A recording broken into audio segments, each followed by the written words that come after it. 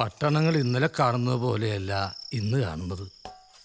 കോഴിക്കോട് വല്ലാണ്ട് മാറി. വലിയ വലിയ പാലങ്ങൾ, കെട്ടിടങ്ങൾ. ട്രാവൽസിൻ്റെത് വലിയ ഓഫീസാ. ഒരുപാട് ആളുകൾ പണിയെടുക്കുന്നുണ്ട്. ഈ അഷറഫ് എന്ന് പറയുന്നവനാ അവിടുത്തെ കാര്യങ്ങൾ നോക്കുന്നത്. അസനാർ ഹാജി പറഞ്ഞിട്ടാ വന്നതെന്ന് പറഞ്ഞപ്പോൾ അയാൾക്ക് വലിയ കാര്യമായി. ബസ് ഇറങ്ങി നേരെ പോയി മാഷെ കണ്ടു. ആ കുട്ടി തന്ന കടലാസ് കാണിച്ചു. മാഷിൻ്റെ ബന്ധത്തിലൊരു വക്കീലുണ്ട്. വയസ്സിൻ്റെ സർട്ടിഫിക്കറ്റ് അയാൾ ശരിയാക്കി തരാമെന്ന് പറഞ്ഞു. വോട്ടിൻ്റെ കാർഡ് കൊടുത്ത് നാളെ പോയി കാണാൻ പറഞ്ഞു. ഉസ്താദ് പിന്നൊന്നും പറഞ്ഞില്ലേ? ശ്രമിക്കാനല്ലേ ഉസ്താദ് പറഞ്ഞത്. നമുക്ക് നോക്കാം. കയ്യിൽ പണവും വെച്ച് എത്രയോ പേര് ഹജ്ജിന് പോകാൻ കഴിയാത്തവരായിട്ടുണ്ട്.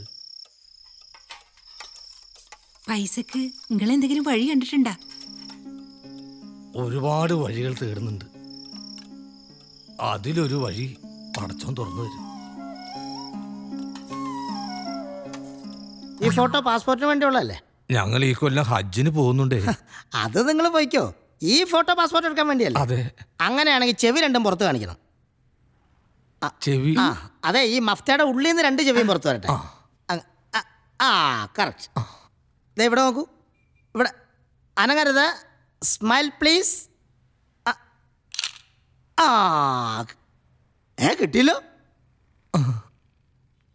ആ ഇവിടെ നോക്കൂ. ഇവിടെ നോക്കൂ. ഒന്ന് സ്റ്റഡി ആവൂ. എന്താ ഇയാൾ ഈ ഒലക്ക പിടിഞ്ഞ മാതിരി? സ്റ്റഡി ആയിട്ട്. ഓക്കെ.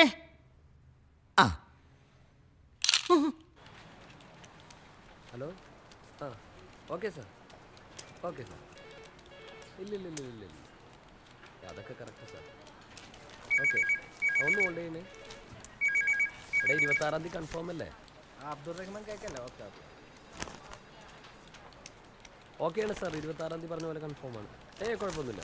ശരി, അത് കൊടുക്കാം. Okay, thank you. അഷറഫ്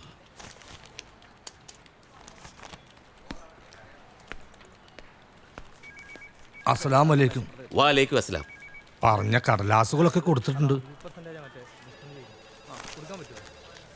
നമുക്ക് പെട്ടെന്ന് ശരിയാക്കി എടുക്കാം. മാളിയേക്കലെ ആസനാർ ഹാജിയെ കണ്ടിരുന്നു. ഹാജിയാരെ കണ്ടിരുന്നു. നിങ്ങൾ വന്ന കാര്യം ഞാൻ പറഞ്ഞു. പാസ്പോർട്ട് എത്രയും പെട്ടെന്ന് നമുക്ക് ശരിയാക്കി എടുക്കാം. ഇത് ഐസു. ഉമ്മാക്ക് കുടിക്കാൻ എന്തെങ്കിലും പറയട്ടെ? വേണ്ട. ഹജ്ജിന് പോകുക എന്നുള്ളത് ഒരുപാട് കാലമായിട്ടുള്ള ഞങ്ങളുടെ ഒരു ആഗ്രഹമാണ്.